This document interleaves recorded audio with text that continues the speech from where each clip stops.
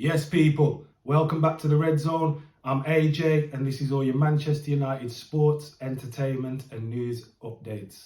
This is the match reaction video for last night's Carabao Cup tie against Charlton, which finished Manchester United 3, Charlton 0. We're going to talk about the results, what it means, go through a couple of the performances.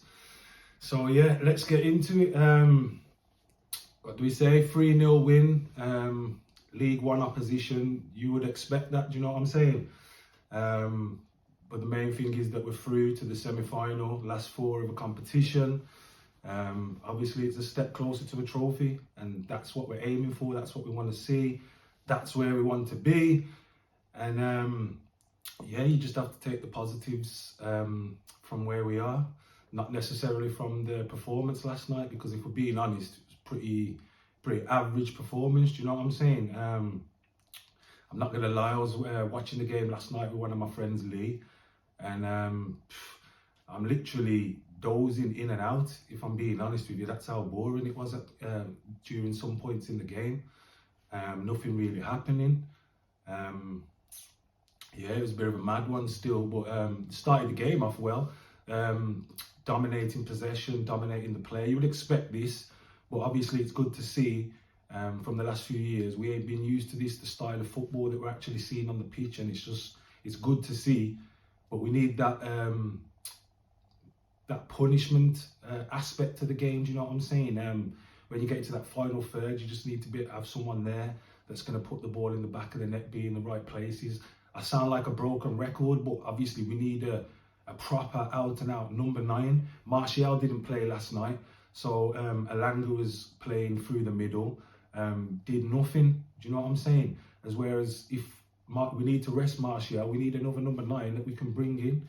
Now obviously the game finished 3-0, but that's flattering. That game, realistically, if you have a number 9 and you capitalise on your chances, let's be honest, that game's 5, 6, 7s, 8s. It's against League One opposition. You understand what I'm saying? But it is what it is, do you know what I'm saying? Anthony took his goal really well, top class finish, R1 and shoot on FIFA, everybody knows that skill there, but you have to stop it, and you couldn't stop that. And then the game just drifted, more dominating possession. The play was decent, do you know what I'm saying? We're keeping possession of the ball. Charlton never looked dangerous, you don't expect them to. They never really created anything. But it was just that final third, it just weren't clicking. It was pretty much the same with the second half. You're coming out, you're thinking, yo, give them a kick up the arse, do you know what I mean? You're playing fucking League One opposition, go back out there and smash some goals. But they came out and it was more or less the same again, dominating the play, possession, no outcome, no proper number 9 up there, do you know what I'm saying? And then obviously Rashford grabs the 2 goals in injury time, which makes it look a lot better. But like I said at the start of the video before we got into it, the main thing is that we're through and we're a step closer to a trophy, and you can't really ask for much more than that, do you know what I mean? Yeah, it was a much changed team as well. We'll talk about that, obviously. Resting players, because we've got the big City derby coming up at the weekend. So you had the likes of McTominay, Fred was back in there, Elanga was in there, Garnacho was in there. Don't forget, ETH gave Maino his debut as well, 17-year-old. So it was a pretty mixed match team. Maguire was back in there as well. And that's obviously why we need more depth, because of obviously the difference in the team to when you've got the first team out. McTominay came back into the team, did fuck all again. It's like we say with McTominay, he'll have a good game and people will say, oh, he needs to play this and that, he's big, he's strong and that. And then he does fuck all for another 5, 6 games. That's not good enough for Man United. It's not good enough for a Man United starter anyway. I mean, he came in yesterday, he's playing League One opposition. Realistically, he should be fucking dominating that middle of the park, just dictating whatever's going on. And to be fair, he fucking went missing. I don't even really recognise what he did in the game last night. Yeah, Fred obviously came in as well. pleasantly surprised with Fred, you know, like he came and he did well. Maybe that's more of the flex that we need to use on him, do you know what I'm saying? Just keep him around. I'm sure he'd probably be happy with that. You'd have to ask him, but do you know what I mean? It's not like he's going to go winning Champions League anywhere else. So you keep him part of the squad, say, yo, you're going to get this many games a season. We're going to bring you on here, there. Because when he came on, he did well, do you know what I mean? He's got the pressing attitude. He's got the stamina. And obviously he's got the free kick takers as well from what we saw last night. Because my man rifled one free kick off the post. I said to my friend just before he was about to step up, I was like, if this goes in, this is absolutely madness. And do you know what? It nearly did. So Fred did his thing. But obviously, we need better in the middle. Who else did I say? Yeah, Maguire. It was whatever with Maguire, innit? Like I say, League One opposition, but the man's still getting megged up, and that. Yeah, it's pretty average performance from him. Probably a little bit below average considering the opposition. But what do we expect from Maguire, from recent displays for United? You can't. It is what it is. Do you know what I mean? Unless we've got Leach and Varane there, you're not 100% confident in what he's going to do. He's going to have to think about his future, really, because he's not going to get back into the first team, not with these performances. Whether he goes in the summer and tries to find regular football, it is what it is. But yeah, who else came in? Alanga, we did touch on him. He did nothing really, did he? It's kind of like back in the day, I can't remember the year on FIFA when you just had Gabby Agbonlahor in your team just so you could rifle through balls for him to latch onto. That's kind of what's going on with Alanga. Apart from that, he's not really doing nothing. He's not really popping shots off. He's not in the positions he needs to be if he's playing up the top.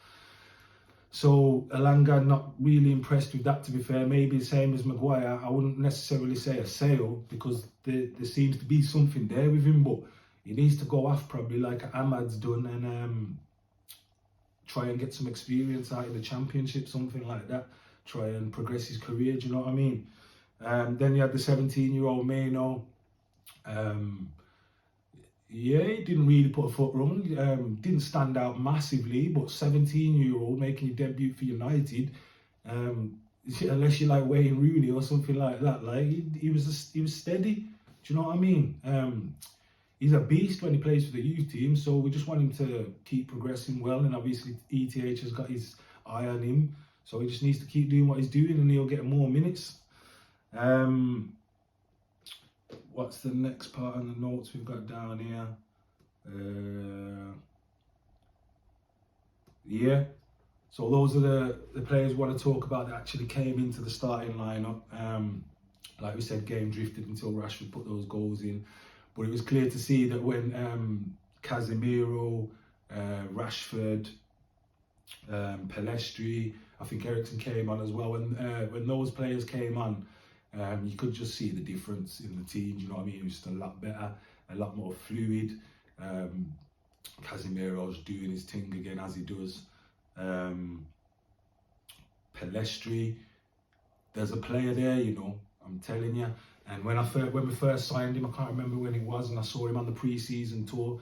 You can't really gas someone up too much, but like I said, I've been watching football a long time, and anyone that watches football for a long time, you can pick up on certain aspects. And the way Pellistri travels with the ball and dribbles the ball, there's a player there, I'm telling you. Obviously, we're talking about Messi here, so that's a different level. But it's the same kind of vibe you get off him when he was travelling with the ball when Messi was younger. So he came on, he did really well, driving, dribbling, got the assist as well for Rashford's goal. So basically, I want to see him involved a bit more, do you know what I mean? I don't want him fobbed off to some Spanish team where we don't see what's going on and that, do you know what I mean? Just keep him around the team. We're fighting on four fronts, so let's give him more minutes.